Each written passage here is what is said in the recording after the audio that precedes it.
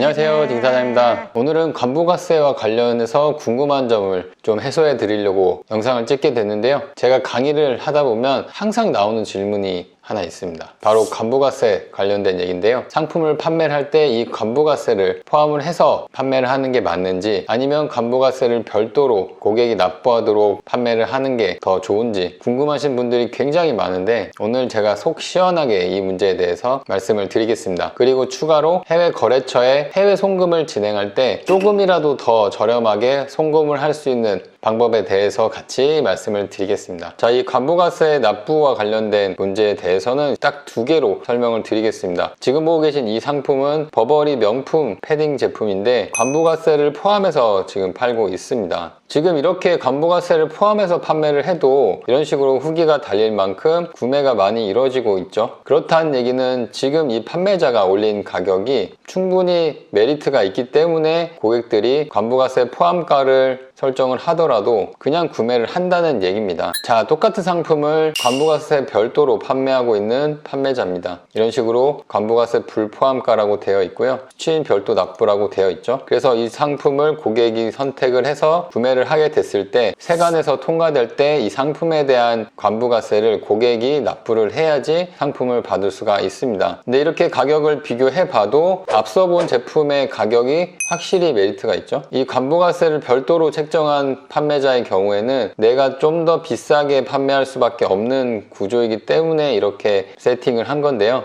만약 내가 이 상품을 가져오는 가격이 최저가로 판매하고 있는 업체에 비해서 비쌀 수밖에 없는 경우에는 관부가세를 별도로 해서 올리시면 어느 정도 고객의 눈길을 끌 수 있기 때문에 내가 가격적으로 좀 불리한 경우에는 이런 식으로 관부가세 별도로 해서 내 상품이 노출되는 가격이 좀 더 저렴하게 보이게끔 설정을 하시는 게 내 상품을 잘 팔기 위한 판매 전략이라고 보시면 됩니다. 지금 보고 계신 이 제품은 마찬가지로 관부가세를 별도로 책정한 제품인데요. 고객이 직접 납부하거나 또는 업체한테 대납을 맡겨서 관부가세를 같이 포함해서 구매할 수 있는 선택권을 이런 식으로 주시는 것도 좋은 방법입니다. 고가의 제품들은 보통 이렇게 세팅을 좀 많이 한다고 보시면 되고요. 만약 내가 상품 판매 약관에 관부가세를 별도라고 적어놓고 판매하는 경우에는 이런 식으로 옵션에 세팅을 하시는 것이 내 상품이 네이버에서 노출되는 가격을 낮출 수 있는 판매 전략이기 때문에 이런 방법을 쓰시는 것도 마찬가지로 전략적인 판매 스킬이라고 볼 수 있죠. 대략적인 관부가세 책정은 네이버에서 관부가세 계산기라고 치면은 이런 식으로 나오는데요. 국가별로 그리고 품목별로 어느 정도의 관부가세가 발생을 하는지 대략적으로 계산을 미리 해보실 수 있고요. 좀 더 정확하게 계산을 하시려면 관세청에서 제공하는 이 해외 직구물품 예상세액 조회 시스템에서 국가를 선택하고 품목을 선택한 다음 마찬가지로 대략적인 관부가세를 미리 계산해 볼 수 있습니다. 다만 관세청 계산기가 좀 더 정확한 부분이 바로 이 한미 FTA 또는 한EU FTA를 적용해서 세액을 볼 수 있기 때문에 좀 더 정확하게 관부가세를 확인할 수가 있습니다. 자, 이렇게 해서 관부가세에 대한 걱정을 심플하게 정리를 해드렸는데요. 만약 내가 관부가세를 계산하는 게 익숙하다 하시는 분들은 판매가에 이 세금을 녹여서 판매하시면 되고요. 반면에 내가 이런 관부가세를 계산했다가 역마진 나올까봐 무섭다 하시는 분들은 제가 보여드린 대로 관부가세는 고객 부담으로 옵션에 설정을 하신 다음에 상품가 기준으로만 마진을 책정해서 판매를 하시면 되겠죠. 어때요? 되게 심플하죠? 저는 제가 오늘 말씀드린 이 두 가지 전략을 제가 운영하는 몰마다 조금씩 다르게 운영을 했었는데요. 여러분들도 저처럼 조금씩 섞어서 판매가를 책정하셔도 되고, 나는 그냥 귀찮다, 그냥 한 가지로 통일하겠다 하시는 분들은 앞서 말씀드린 대로 본인이 편한 대로 계산을 해서 판매가를 책정하시면 되겠습니다. 자, 그럼 이어서 내가 해외 현지 업체와 거래를 많이 하게 돼서 해외 송금을 해야 될 일이 생겼을 때 조금이나마 수수료를 아껴서 해외 송금을 할 수 있는 방법을 잠깐 알려드리겠습니다. 자, 우리가 해외 송금을 할 때는 보통 은행을 통해서 많이 진행을 하는데요. 저도 기존에는 은행을 통해서 송금을 많이 진행을 했었는데 아무래도 송금 수수료가 많이 나가다 보니까 요즘은 은행이 아닌 다른 플랫폼을 통해서 송금을 진행하고 있습니다. 지금 보고 계신 이 모인비즈 플러스라는 플랫폼을 통해서 저도 송금을 진행하고 있는데요. 은행에서 해외 송금을 진행하게 되면 기본적으로 우리가 싫어하는 공인 인증서가 있어야 되고, 그 다음에 OTP 카드 역시 갖고 있어야지 송금을 진행할 수가 있습니다. 그에 비해서 이 모인에서 송금을 진행하는 경우에는 그냥 보낼 금액을 입력하고 받는 분 정보 입력, 그리고 나서 송금해야 될 금액이 나와 있는 인보이스 서류를 등록을 하면 언제 어디서나 편하게 송금을 하실 수가 있습니다. 은행에서 송금을 진행하는 경우에는 오후 4시 반 전까지 송금 신청을 해야 그날 송금이 진행되기 때문에 굉장히 불편한데요. 이 모인비즈 플러스에서 송금을 진행하게 되면 저녁 늦게 또는 새벽에도 언제든지 송금을 진행할 수 있기 때문에 이런 부분에서 훨씬 더 편하게 송금을 진행할 수가 있습니다. 특히나 은행에서 송금을 진행할 때는 초반에 송금 거래량이 적을 때는 환율 우대를 잘 받아봐야 한 60-70%밖에 못 받는데, 이 모인에서 송금을 진행하게 되면 환율 우대를 100% 적용받아서 훨씬 더 저렴하게 송금을 할 수가 있습니다. 그리고 은행 송금할 때 또 하나의 단점이 뭔가 잘못했을 때 소통하려면 전화를 꼭 해야 되거든요. 그에 비해서 이 모인비즈 플러스에서 송금을 보내다가 뭔가 문제가 생겼을 때는 바로바로 톡으로 문의를 해서 문제를 해결할 수가 있기 때문에 훨씬 더 편하게 이용하실 수가 있습니다.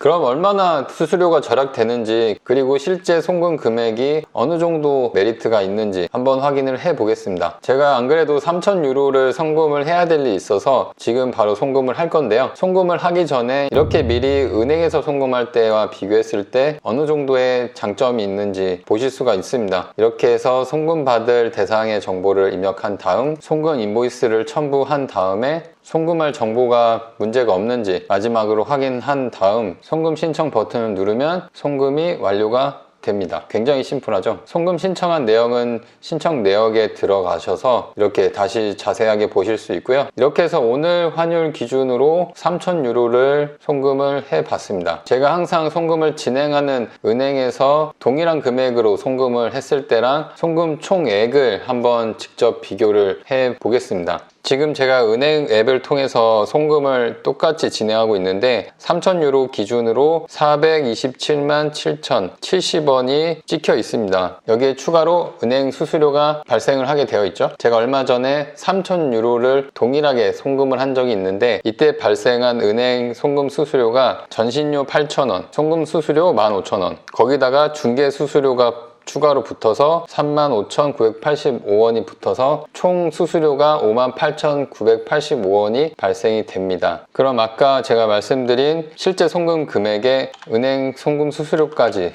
더하면은 같은 3,000유로를 보냈을 때 은행에서는 433만 6,055원이 발생이 되고요. 모인비즈를 통해서 송금을 진행하게 되면 428만 7,597원이 최종 송금액이 됩니다. 그럼 이 은행에서 보낼 때하고 모인비즈에서 송금을 할 때 차액을 비교해보면 48,458원의 차액이 발생을 하게 됩니다. 48,000원이면 요즘 시세로도 치킨이 2마리가 나오죠. 송금 금액이 커지면 커질수록 이 수수료 차액 더 벌어지기 때문에 여러분들이 이런 송금 플랫폼을 알고 계신다면 조금이라도 돈을 더 아껴서 치킨을 한 마리라도 더 먹을 수가 있다는 얘기입니다. 자, 이렇게 해서 송금 수수료를 아끼는 방법까지 다 알려드렸는데요. 그동안 간부가세 금액을 판매가에 어떻게 녹여야 되나 고민하셨던 분들은 오늘 제 영상을 보시고 깔끔하게 정리가 되셨으면 좋겠고요. 비단 사업자금 뿐만 아니라 유학비 송금과 같이 자주 송금을 해야 되는 분들은 이 모인비즈 플러스 플랫폼을 통해서 송금을 진행하시면 좋을 것 같습니다. 참고로 지금 모인비즈 플러스에서 이벤트를 하고 있으니까요. 아직 한 번도 이용 안 하신 분들은 고정 댓글 확인하셔서 송금도 저렴하게 하시고 이벤트도 참여하셔서 치킨 2-3마리를 더 맛있게 드시길 바랍니다. 이번 영상은 여기까지 마무리하겠습니다. 안녕히 계세요.